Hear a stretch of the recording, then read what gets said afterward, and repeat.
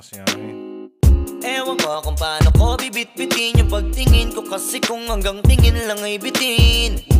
Ayoko rin naman to kim-kimin, kaso mukhang hindi ko pa rin to sa'yo kayang banggitin. At baka isnabin mo lang at di mo pansinin, bitin kahit na MP Bira Gin ang inumin, yung tapang ay wala pa rin. Saan ko ihiramin, kahit paglasing wala rin, kung pagising ko duwag pa rin. Paano sasama kung hindi ako nag-aaya?